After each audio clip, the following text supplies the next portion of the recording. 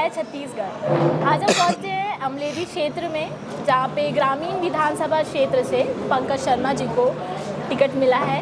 और आइए जानते हैं, उनसे बातचीत करते हैं क्या ये विचार रखना चाहते हैं। सबसे पहले तो जय जोहार। जय जोहार। सर, भेंट मुलाकात में बातचीत करके आप क्या विचार रखना चाहते हैं? देखिए, सबसे पहले मैं माननीय मुख्यमंत्री भूपेश बघेल जी को बहुत साधुवाद दूंगा, जिन्होंने इस प्रदेश के लिए जो भी किया है आज उसकी चर्चा पूरे देश में है। छत्तीसगढ़ की स्थापना इसीलिए हुई थी कि यहाँ के जो किसान साथी हैं, यहाँ के जो मजदूर हैं, यहाँ की जो बहनें हैं, वो खुशहाल रहें। 15 साल के भाजपा के राज में जहाँ एक और किसान बहुत परेशान थे, आत्महत्या करनी पड़ती थी, मजदूर पलायन करते थे और बहनों के पास रोजगार की कमी थी, साधन संसाधन की कमी थी।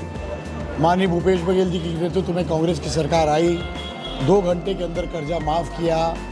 उसके बाद सारे किसानों को 2500 रुपया समर्थन मूल्य दिया हम लोगों ने, और बोनस के साथ। फिर शहरी क्षेत्रों में बिजली बिल 200 यूनिट तक की माफ़ की, रहवासी पट्टे बटे।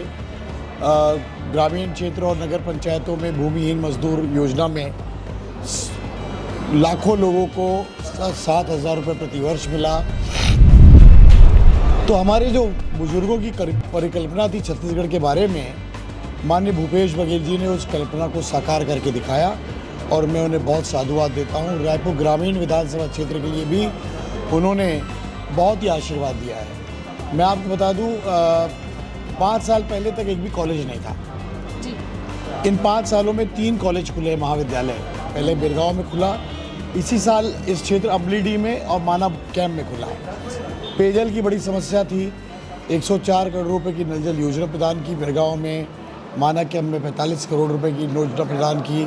सारे प्रमुख मार्ग जैसे अमलीडी देवपुरी मार्ग है, मोआ दलदल सिवनी मार्ग है, उरकुरा पहुँच मार्ग, सारे प्रमुख मार्गों का निर्माण हुआ।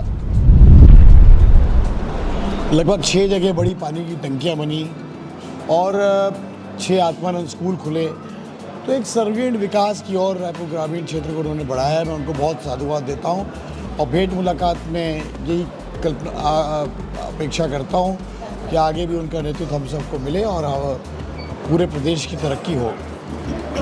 तो जैसे इन्होंने बताया कि ये बहुत खुश है यहाँ के, उन्होंने किसान भाइयों के लिए बहुत कुछ किया है। तो मैं जानना चाहूँगी सर, आप राजनीति में कब से हैं? देखिए, मैं 1993 में पहली बार राजनीति में आया, और उसके बाद लगातार लोगों की सेवा का प्रण लेकर आगे काम किया। संगठन के विभिन्न पदों में मैंने काम किया, और अभी मैं वर्तमान में माननीय मुख्यमंत्री ने जिला सहकारी बैंक का अध्यक्ष बनाया था, जिला कांग्रेस कमेटी का अध्यक्ष रहा, यूथ कांग्रेस का अध्यक्ष रहा। तो लगातार सेवा करने का प्रण जो मैंने लिया है, उसकी यात्रा जारी है, और वही संघर्ष को देखते हुए कांग्रेस पार्टी ने आज उसको कांग्रेस का उम्मीदवार बनाया है। तो मैं जानना चाहूँगी सर कि आप ये कांग्रेस की जो 5 साल की शान व्यवस्था को किस तरह देखते हैं, क्या विचार आप रखना चाहेंगे? देखिए, 5 साल की यात्रा अभूतपूर्व रही है।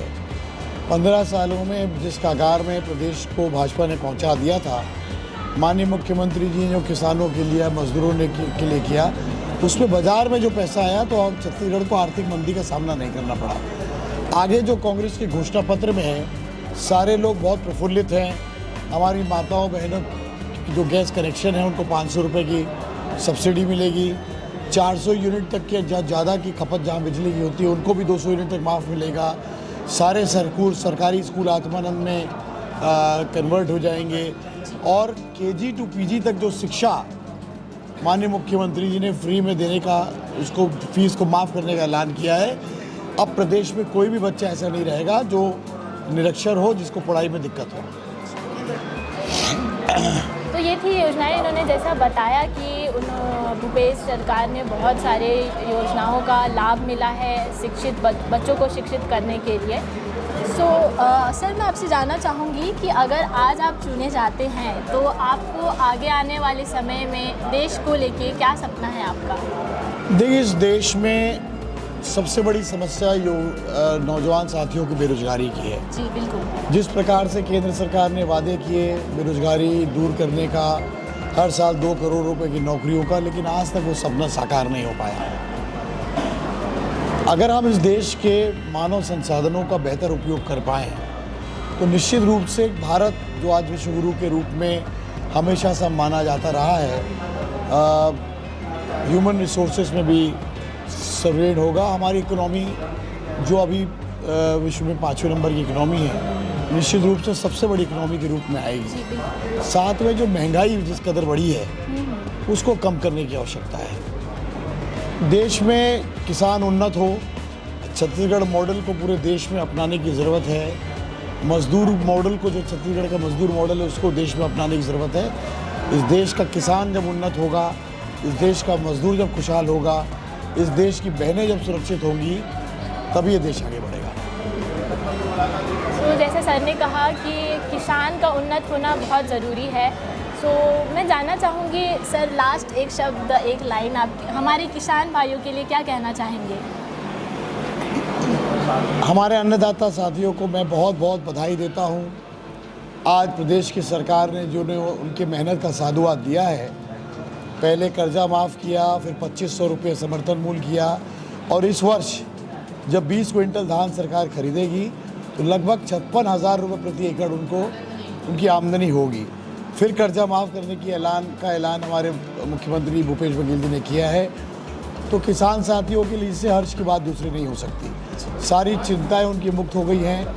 अब वो जिस तरीके से हमको आशीर्वाद देते हैं, वो आशीर्वाद देंगे तो निश्चित रूप से और भविष्य सुरक्षित होगा। तो हम सर से बात करके हमें पता चला कि वो किस तरह से देखते हैं किसान भाइयों को और उनका उन्नत होना कितना ज़रूरी है। वो है हमारे अन्नदाता, आज वो है तो हम हैं।